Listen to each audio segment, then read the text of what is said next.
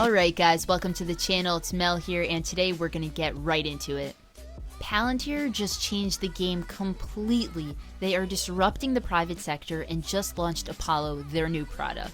Today, I'm going to be showing you guys how Palantir, through a ridiculously smart marketing strategy, is finally going after private sector contracts, something we've been wanting to see for a long time. We will look at their strategy for attaining these contracts. We will see the gains they brought on for IBM this past month. And we will get to see just why Cathie Woods of ARK Invest fangirls so hard for Karp. That being said, let's roll the Cathie clip. Can you tell our viewers why you added rather significantly to your stake in Palantir? He essentially said to investors, we are playing in a massive space here, and we're going to invest aggressively now in order to capitalize on the exponential changes that are taking place here. Our work in especially commercial and government is dramatically increasing. So we think in many ways, and they won't talk about how, but they're certainly garnering a lot of business, which tells us that they are seeing in the future.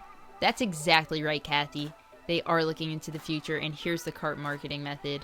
Offer our product both inside America and outside of America globally for free to combat COVID and all its permutations for free. Here we see that Palantir's marketing game is actually not weak.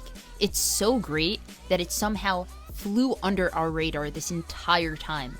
When piles and piles of data came flooding in and governments did not know how to effectively sift through them, Palantir offered their services to these governments free of charge in order to help track and contain the virus.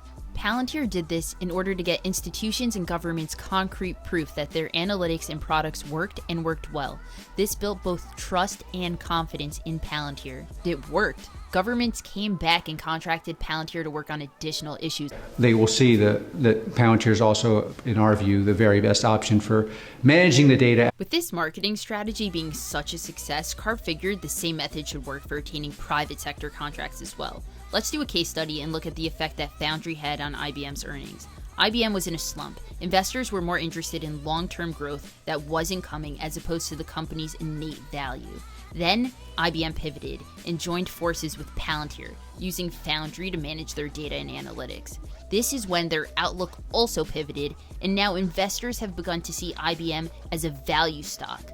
The stock skyrocketed last month by 12%. The revenue produced by Red Hat alone grew 19% in the last quarter. Palantir is riding this high and renewing their partnership with Ringier in order to capitalize on the private sector, which they at first struggled to attain.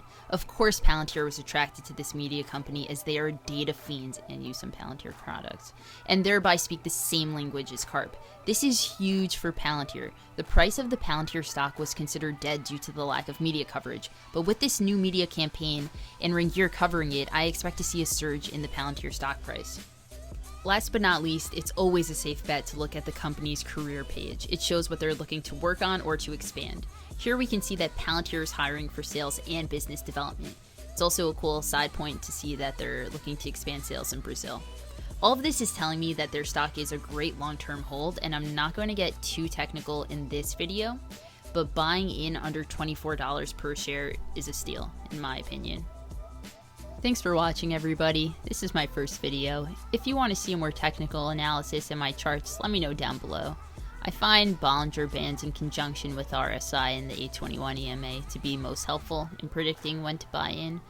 This is obviously just my opinion and not financial advice, but if you have thoughts about Palantir or disagree with anything I said, then write a comment and I'll check it out.